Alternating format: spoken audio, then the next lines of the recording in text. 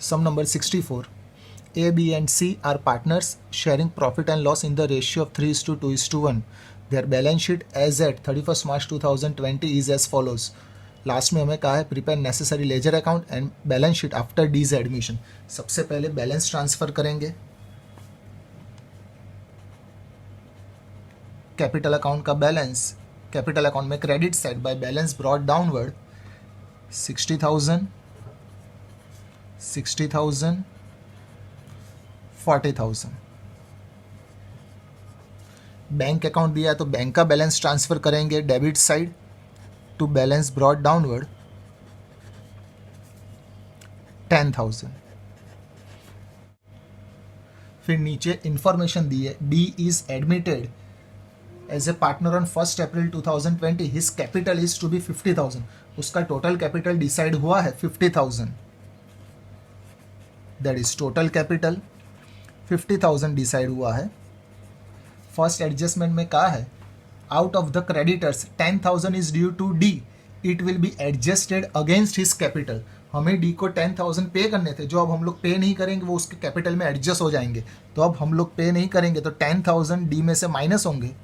तो अब जो कैपिटल आएगा ओरिजिनल कैपिटल डी का होगा 40,000.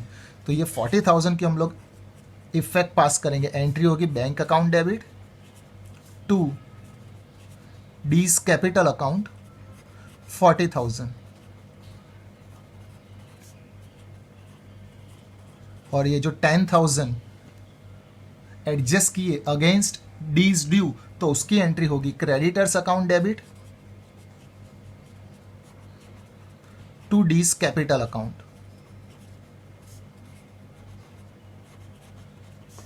10,000. तो इसकी इफेक्ट पास करेंगे. बैंक अकाउंट में डेबिट डी के कैपिटल में पहले क्रेडिट होगा 40,000. फिर क्रेडिटर्स में से हम लोग माइनस करेंगे. फिर वापस से डीज के कैपिटल में क्रेडिट होगा 10,000. यानी 50,000 के दो पार्ट्स किए 40,000 और 10,000.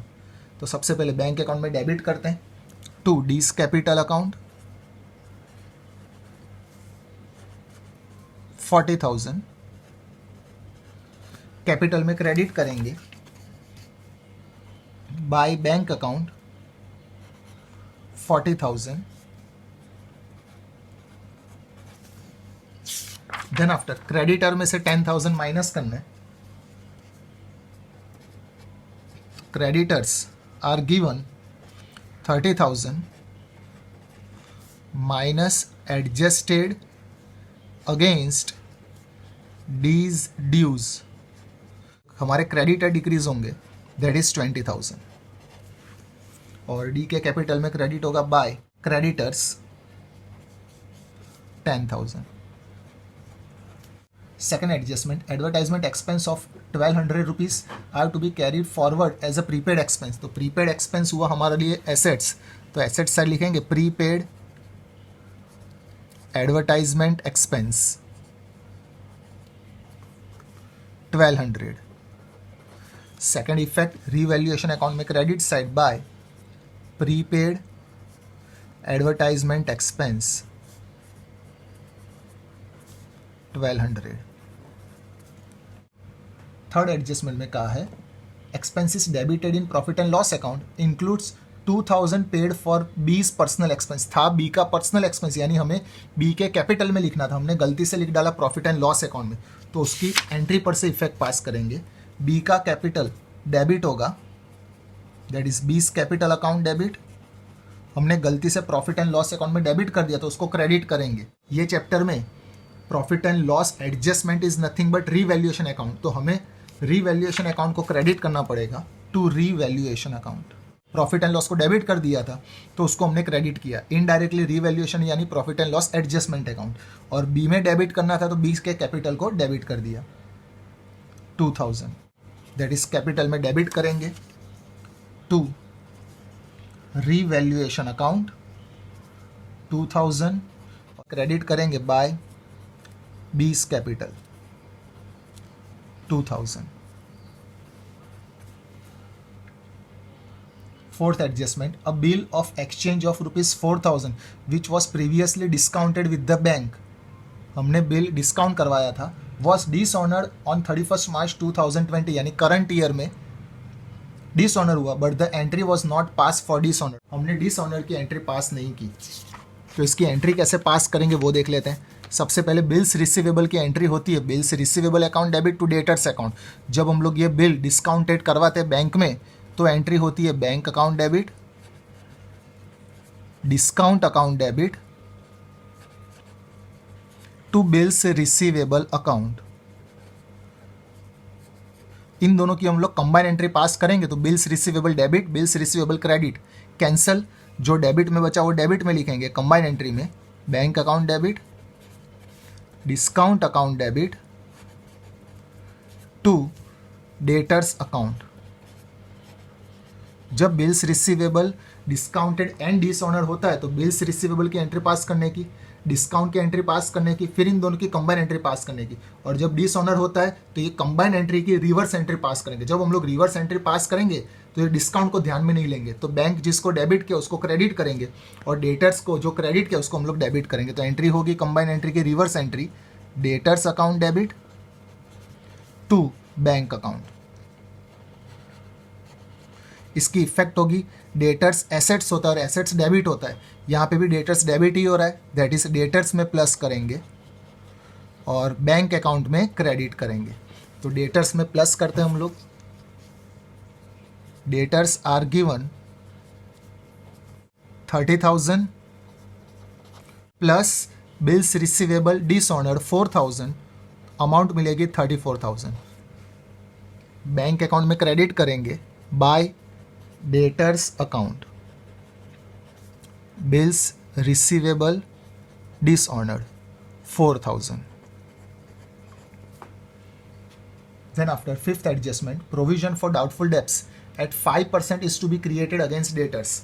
34,000 का अब हम लोग बैड डेब्ट्स रिजर्व लेंगे, दैट इज 1700। हमें आउटर कॉलम में अमाउंट मिलेगी 32300।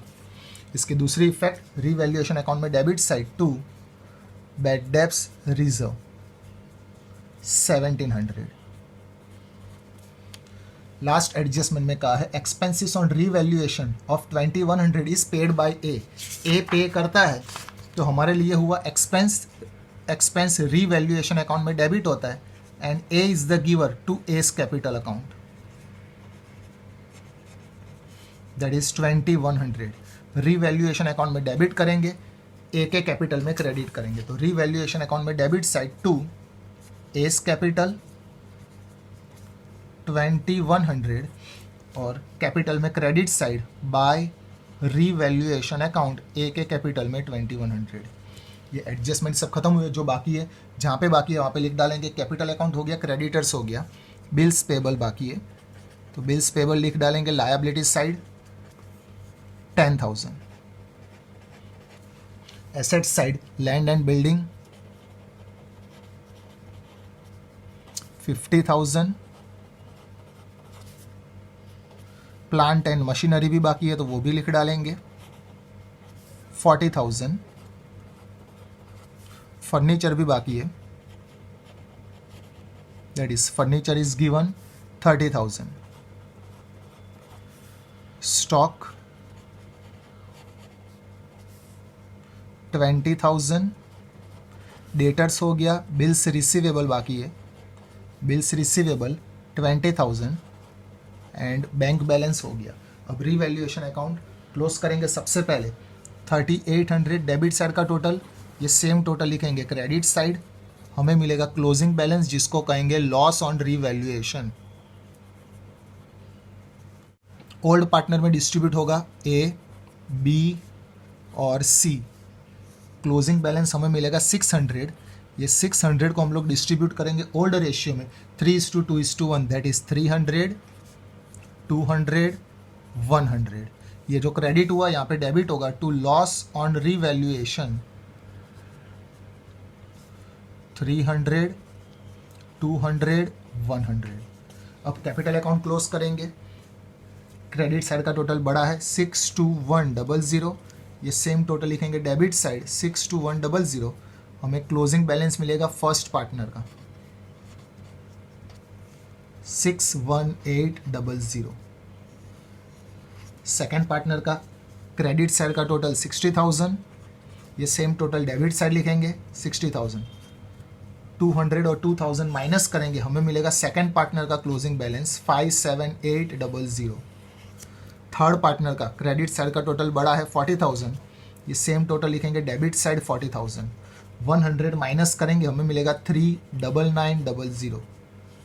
और लास्ट पार्टनर का क्रेडिट साइड का टोटल 50,000, ये same total debit side 50,000, closing balance last partner का 50,000। ये जो क्लोजिंग बैलेंस आया वो लायबिलिटी साइड ट्रांसफ़र करेंगे।